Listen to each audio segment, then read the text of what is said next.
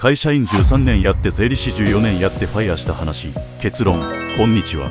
ファイヤー税理士の秋です。今日は一番多いご質問なんでファイヤーしたのをにお答えしたいと思います。答えはビビったからです。これが本当に全てなのですが、さすがにあっさりしすぎなので順にまとめてみます。私は会社員から税理士試験に受かって独立して、補助金で累計50億円以上動かして、業界最大手から提携の話が来たところでファイヤーに舵を切りました。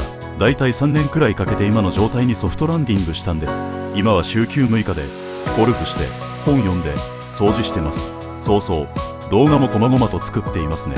すると冒頭の質問が飛んでくるわけです。なんでって言わんとするところは、稼げるようになったならもっと稼げばいいじゃん、なんで稼がないのくらいのことのようです。そこで今日はその話をします。でもその前に、どうやってそこまでたどり着いたかを話さないと、なんで降りたかの話が論理的に成り立たないので、まずそっちから話しますね。長くなるんですけど、まあ聞いてください。私の履歴書。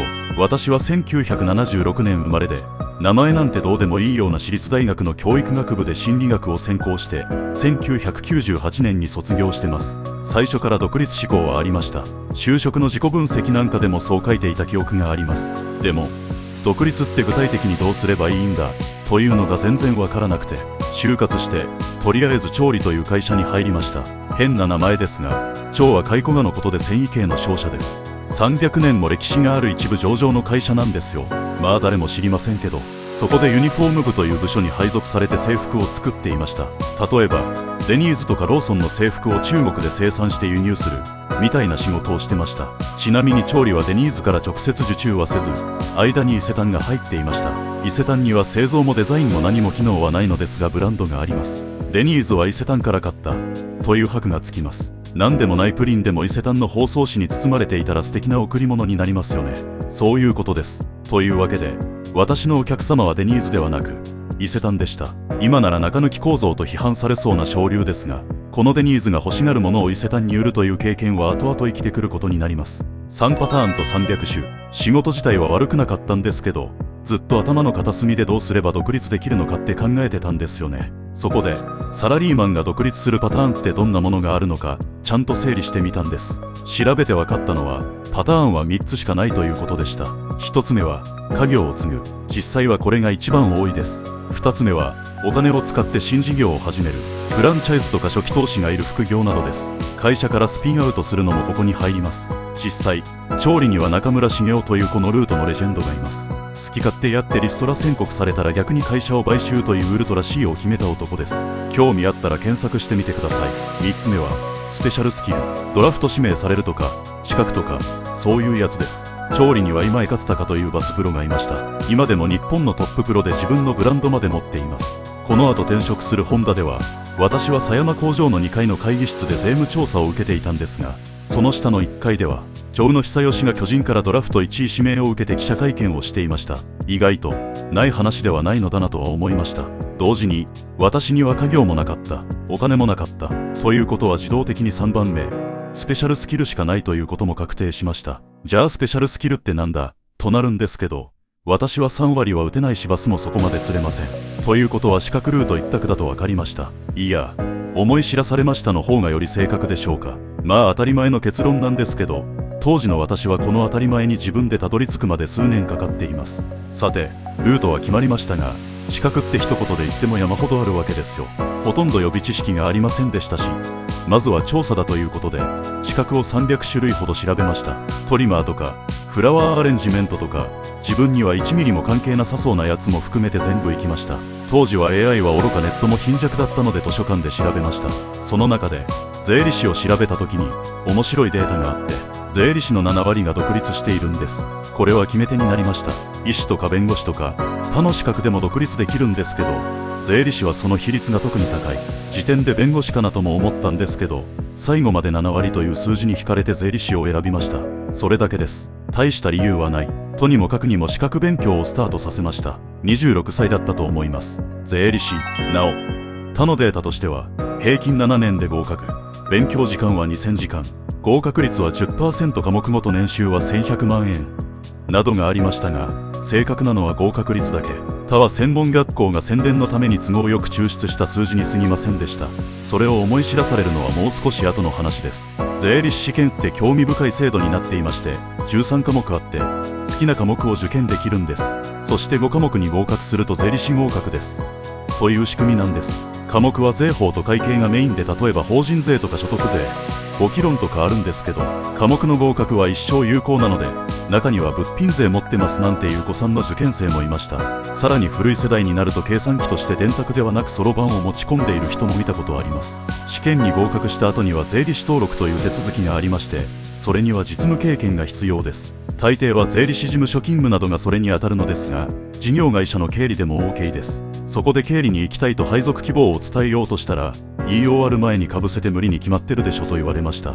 まあそれはそうですよね。商社なのでほぼ全員が営業なんです。経理枠なんてないのです。まあこれは仕方ない。転職というわけで転職活動をしてソニーに行くことになりました。ソニーの半導体を設計する子会社で会社全体の経理を担当しました。ちゃんと実務経験にもなるし、勉強のペースもつかめてきた。一つ二つ科目合格もし始めた。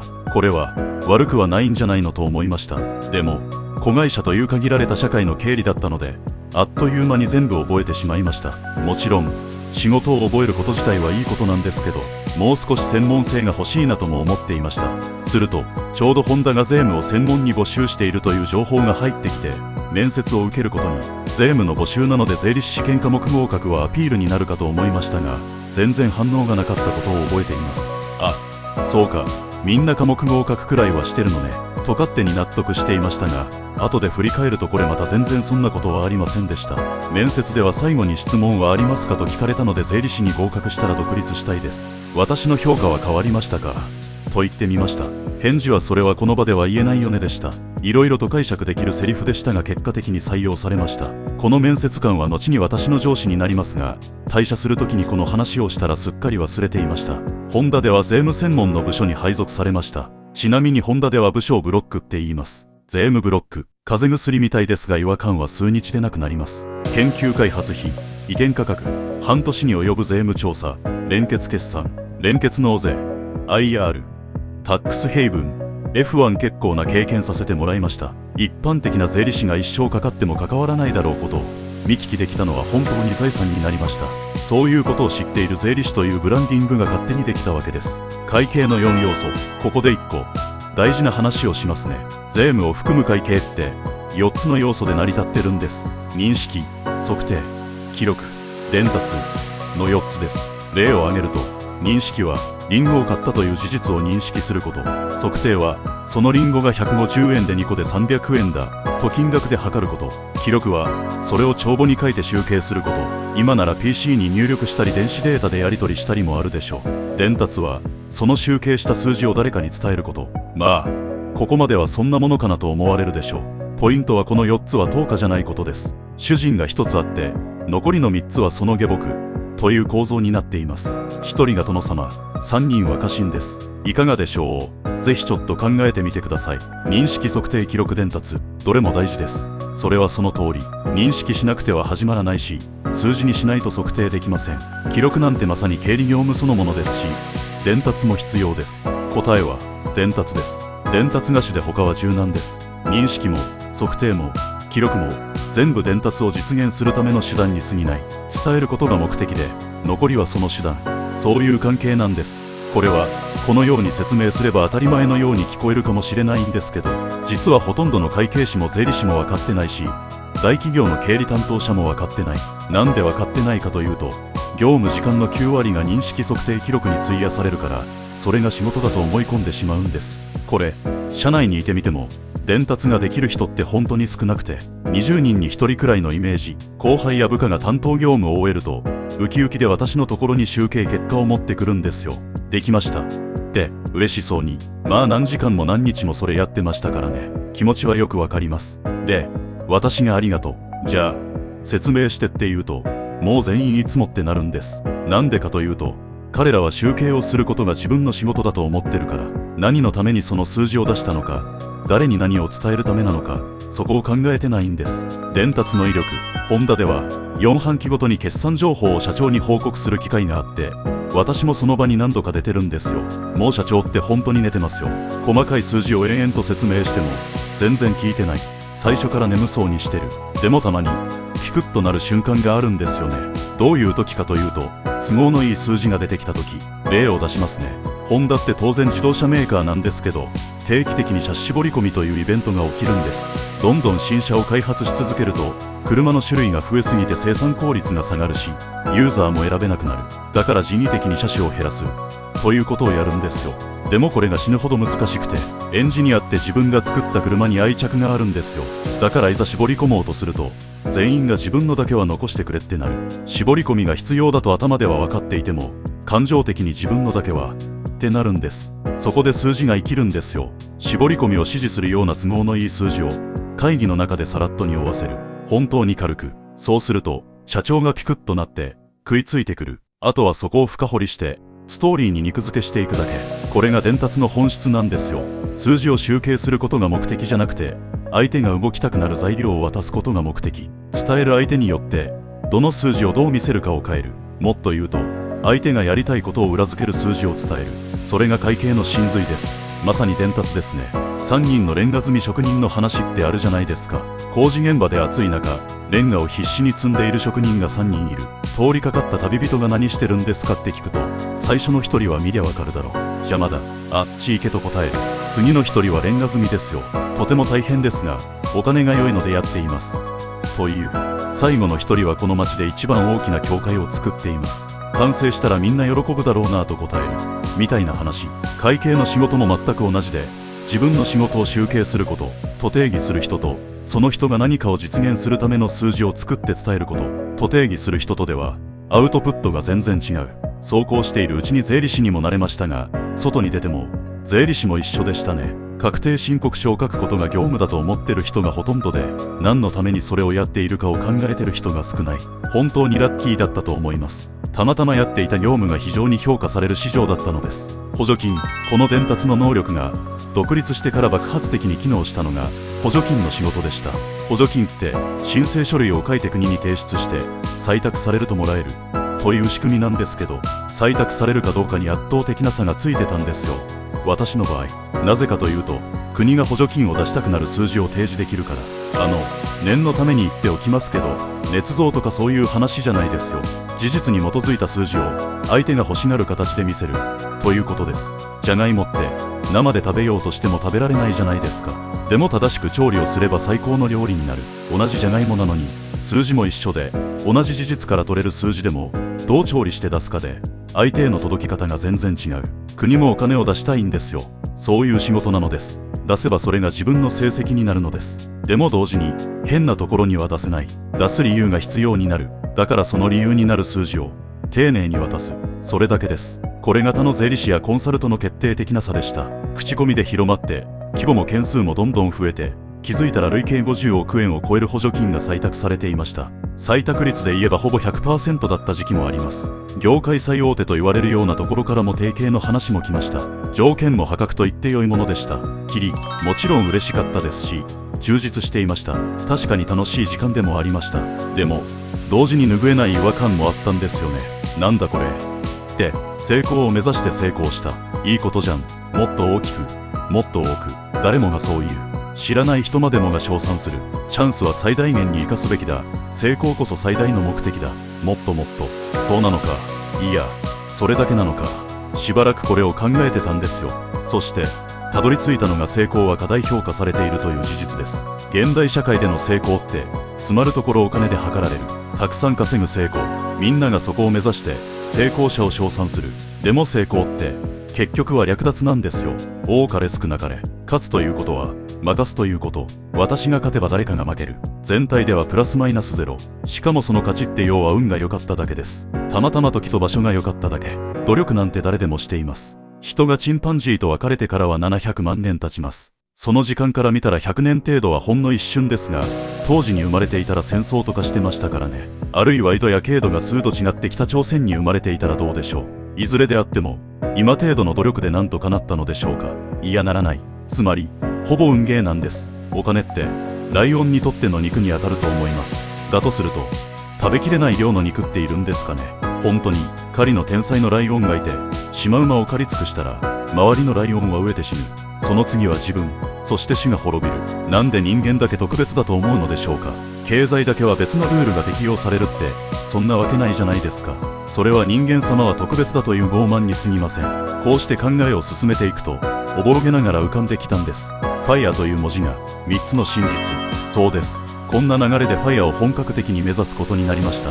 ここでファイアを選んだ本音は3つです。全部正直に言います。1つ目はいい子ちゃんでいたい。